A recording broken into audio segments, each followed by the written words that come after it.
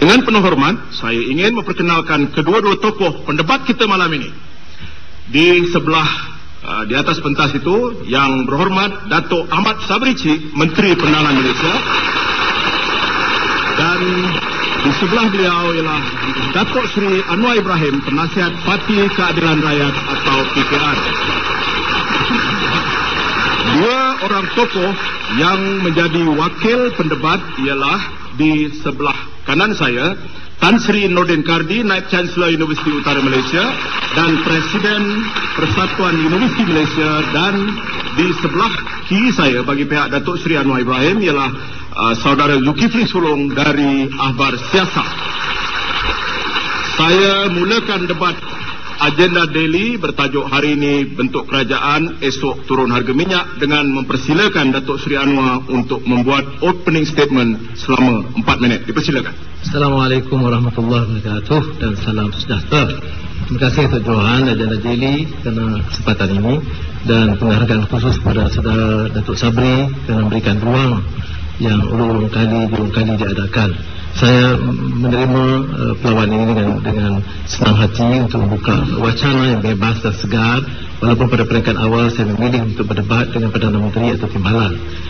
Tetapi saya terima baik, dan kerana saya nak guna kesempatan itu menjelaskan kalau kesempatan Pakatan Rakyat memerintah hari ini, esok insya-Allah minyak tetap turun. Saya cadangkan berdasarkan perkiraan kekuatan makroekonomi negara kita, pertumbuhan dan potensinya, penyusunan dan pengurusan pemerintahan yang lebih tekap dan bebas dari rasuah dan penyalahgunaan kuasa, dan jumlah yang kita fikirkan untuk diturunkan dalam kadar segera sebagai langkah awal ialah 50 sen. Maknanya mulai esok seandainya kita perintah malam ini, harga minyak RM2.20. Saya pertahankan hujah ini kerana beban rakyat itu sudah tidak terkawal. Petani, nelayan, pekerja, peniaga, peringkat menengah dan atas itu mengalami satu keperitan yang luar biasa. Ini jarang sekali berlaku dalam sejarah negara kita. Kenaikan mendadak yang cukup membebankan. Orang Melayu, majoriti Melayu adalah lebih banyak terkesan. Jadi semua perbicaraan tentang menyelamatkan orang Melayu, membela nasib orang Melayu itu omongan, tetapi kenyataannya keperitan itu menimpa orang Melayu, termasuklah Bumi Putra, Sabah dan Sarawak. Bagaimana boleh dapat saya kumpulkan jumlah 5 bilion ini? Saya akan jelaskan dan memperinci berikutnya, iaitu TNB sekarang umpamanya punyai standby capacity yang berlebihan, reserve 40%, di antara yang paling tinggi di dunia. Siapa yang untung? IPP, dana kuasa bebas, untungnya sudah bilion ringgit. Ada lagi dana kapasiti yang begitu besar. Mengapa harus kita berikan? Petronas rugi, TNB rugi, yang untung IPP. Dan kapasiti 40% itu saya usulkan untuk dikurangkan standby capacity itu kepada 20%. Dengan mengurangkan kapasiti itu saja kita telah mendapat 2 bilion ringgit. Jadi kita nak cari 3 bilion ringgit lagi. Petronas hari ini dalam financial announcement dia menyebut keuntungan yang besar. Jumlah keuntungan 08 yang baru selesai diumumkan hampir 100 bilion ringgit. Jangan kita bicara soal naik harga minyak. Naik harga minyak bermakna di pasar dunia pendapatan dan dana kerajaan bertambah, meningkat besar. Jadi kalau kita punya keuntungan begitu besar, sebahagiannya untuk Petronas, dan saya tidak ganggu Petronas, Petronas punya rekod yang cemerlang dan pengurusannya membanggakan. Masalahnya ialah manakala campur tangan politik, pengurusan politik yang sangat lemah, membebankan negara.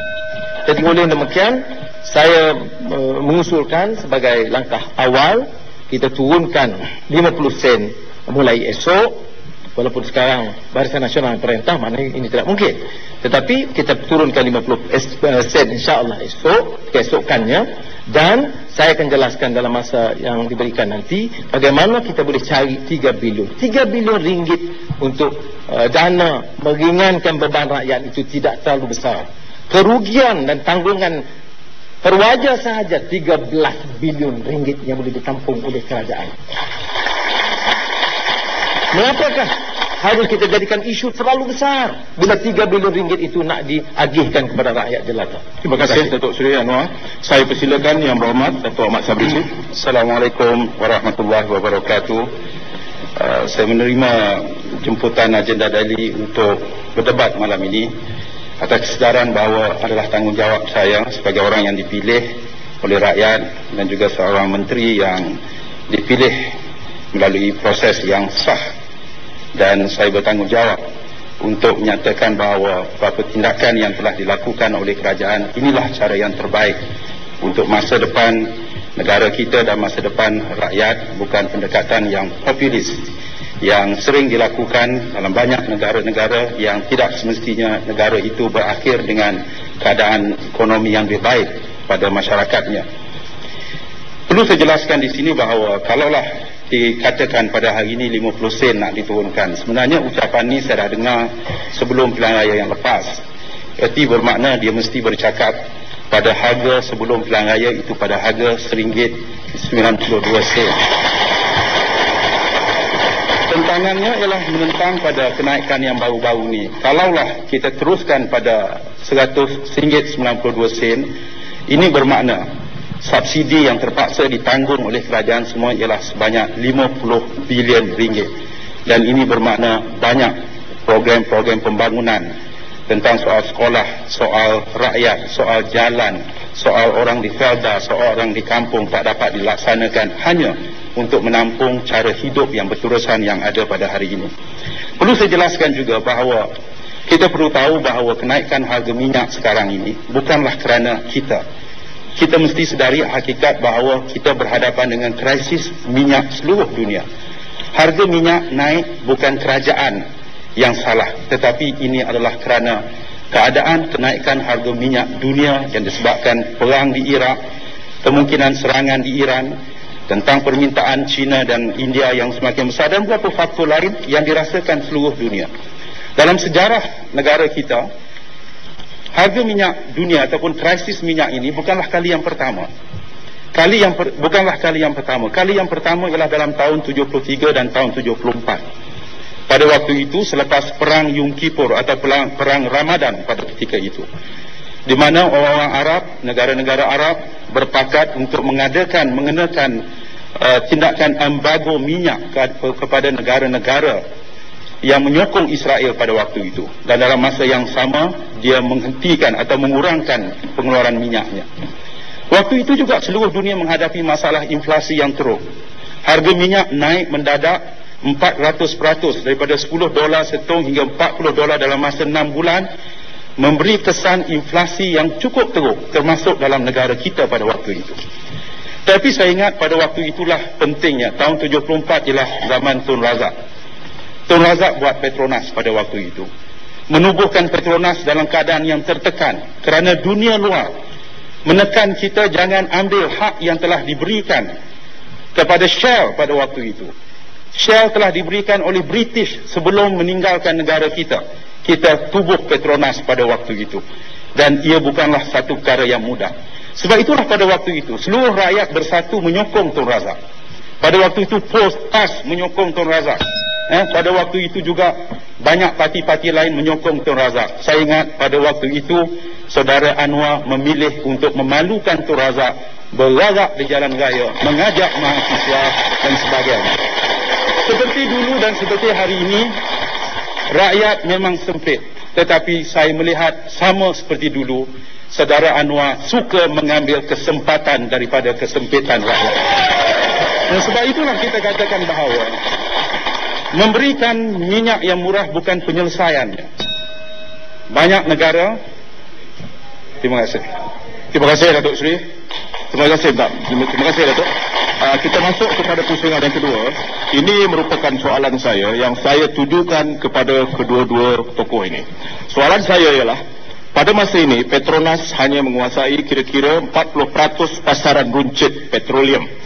Sekiranya subsidi yang besar diberikan, maknanya kerajaan juga harus menanggung subsidi untuk beberapa syarikat minyak raksasa yang ada di negara ini, termasuk ExxonMobil dan Shell. Apa komen pendebat? Saya mulakan dengan Datuk Ahmad Sabri Cik. Kita mesti mengakui bahawa kaedah subsidi adalah kaedah yang tidak boleh bertahan lama. Banyak subsidi artinya kita mesti mengakui akan memberi kesan kepada pertumbuhan ekonomi yang sebenarnya.